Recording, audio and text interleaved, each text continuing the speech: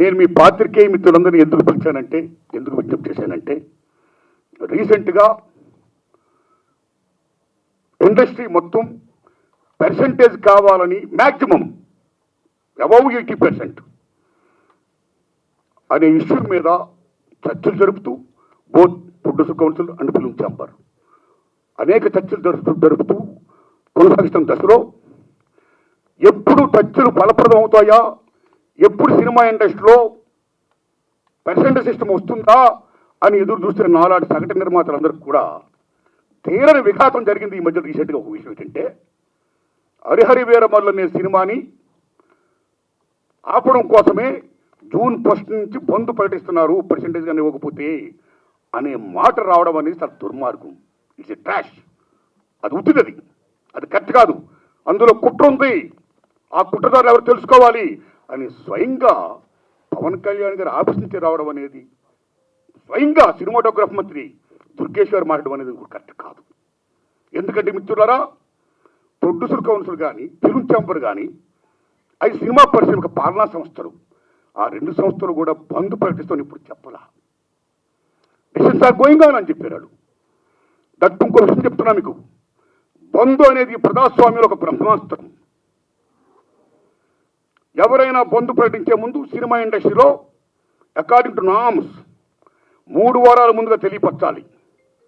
ఇదిగో పలానా ఇష్యూ మీద మేము ఫైట్ చేస్తున్నాం, అది ఇంకా కొలిక్కి రాలేదు కాబట్టి మేము బంద్ ప్రకటించబోతున్నాం అనే విషయాన్ని నిర్మాతలకు 3 వారాల ముందు తెలియపరచాలి. This is norms, it's a preamble. 3 వారాల ముందు తెలియపరిస్తే రిలీజ్ డేట్ ఎవరు తెచ్చుకున్నారో, మేము రిలీజ్ డేట్ ఇచ్చుకున్నామండి, ఇంకో 2 వారాలు మేము రిలీజ్ చేస్తున్నామండి అని ప్రిపేర్ అయిన నిర్మాతలను ఇబ్బంది పెట్టకుండా ఉండడం కోసమే 3 వారాల ముందు తెలియపరచాలి according to norms. So June 1 bandh ప్రకటిస్తే, ఒకవేళ జూన్ 12 అంటే 2 వారాలు కూడా కాదు కదా, ఏ రకంగా మీకు హరిహర వీరమల్లుకి అది వర్తింపు చేస్తుందండి? అది కరెక్ట్ కాదు.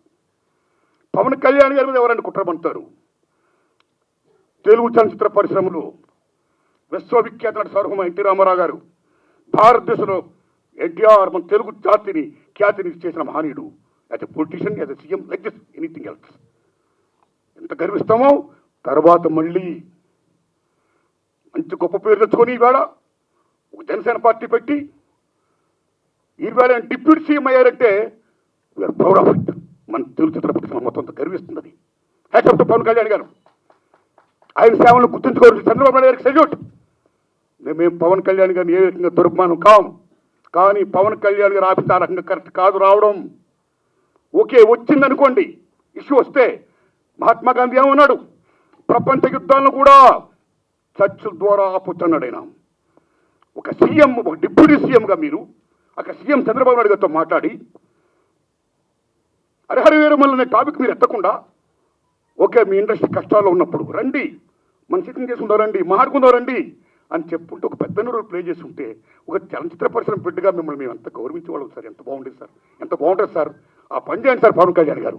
ఎందుకంటే పర్సెంటేజ్ సిస్టమ్ వల్ల ఇండస్ట్రీ ఇవాళ చాలా మేలు జరుగుతుందండి. పర్సెంటేజ్ సిస్టమ్ లేకపోవడం వల్ల ఇండస్ట్రీ సగటు నిర్మాత మొత్తం కొలాప్స్ అయిపోతున్నారండి ఇవాళ. మీరు నమ్మండి sir. Why? Because all malls, పీవాస్ మొత్తం ఇలాంటివన్నీ వచ్చేసిన తర్వాత సింగిల్ థియేటర్స్ ఇవాళ ఉనికి లేకుండా పోతుందండి. తెలంగాణలో 500 ఉన్న సింగిల్ థియేటర్లు ఇవాళ 200 చిల్లరకు వచ్చేసాయి. ఆంధ్రప్రదేశ్ 500 పైన ఉన్న సింగిల్ థియేటర్ 300 పైసలకు వచ్చాయి.